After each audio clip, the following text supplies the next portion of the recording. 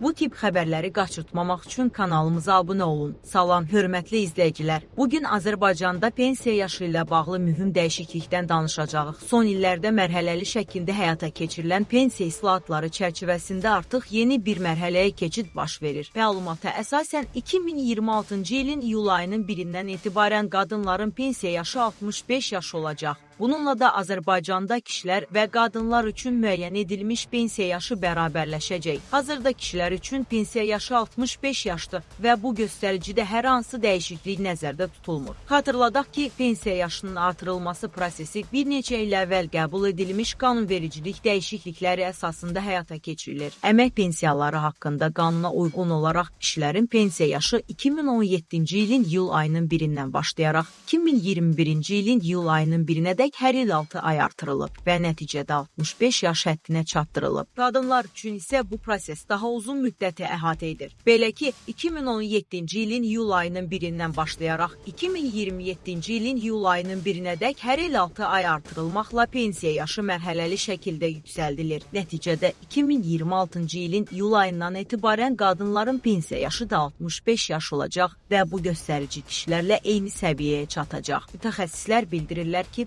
pensiya sistemində aparılan bu dəyişikliklər sosial sığorta sisteminin davamlılığını təmin etmək, əhalinin yaş strukturunda baş verən dəyişiklikləri nəzərə almaq və gələcək pensiya ödənişlərinin maliyyə dayanıqlığını gücləndirmək məqsədi daşıyır. Bəs yaşa görə əmək pensiyası almaq üçün hansı şərtlər mövcuddur? Qanunvericiliyə əsasən şəxs müəyyən edilmiş pensiya yaşına çatdıqdan sonra onun fərdi hesabının sığorta hissəsində toplanmış pensiya kapitalı minimum əmək pensiyasından aşağı olmayan pensiya təminatına imkan verirsə, həmin şəxs sığorta stajından asılı olmayaraq yaşa görə əmək pensiyası almaq hüququ qazanır və ya toplanmış pensiya kapitalı minimum əmək pensiyası məbləğinə uyğun pensiya təminatına imkan vermirsə, bu halda vətəndaşın ən azı 25 il sığorta stajı olmalıdır. Bu tələb yerinə yetirildiyi halda yaşa görə əmək pensiyası hüququ yaranır. Qeyd etmək lazımdır ki, pensiya hüququnun müəyyən edilməsi zamanı hər bir vətəndaşın fərdi hesabında toplanmış məlumatlar, sığorta haqları və əmək fəaliyyəti dövründə formalaşmış pensiya kapitalı əsas rol oynayır. Buna görə də vətəndaşlara tövsiyə olunur ki, öz sosial sığorta göstəricilərini mütəmadi olaraq yoxlasınlar və rəsmi əmək münasibətlərinə üstünlük versinlər. Beləliklə, 2026-cı ilin iyul ayının 1-dən etibarən Azərbaycanda həm kişilər, həm də qadınlar üçün pensiya yaşı 65 il olacaq. Bu dəyişiklik uzun illərdir mərhələli şəkildə həyata keçirilən pensiya islahatlarının növbəti mərhələsi kimi qiymətləndirilir. Mövzu ilə bağlı yeni məlumatlar olduqca sizə çatdırmağa davam edəcəyik. Kanalımıza abunə olmağı, videonu bəyənməyi və fikirlərinizi şərh bölməsində yazmağı unutmayın. Diqqətiniz üçün təşəkkür edirik.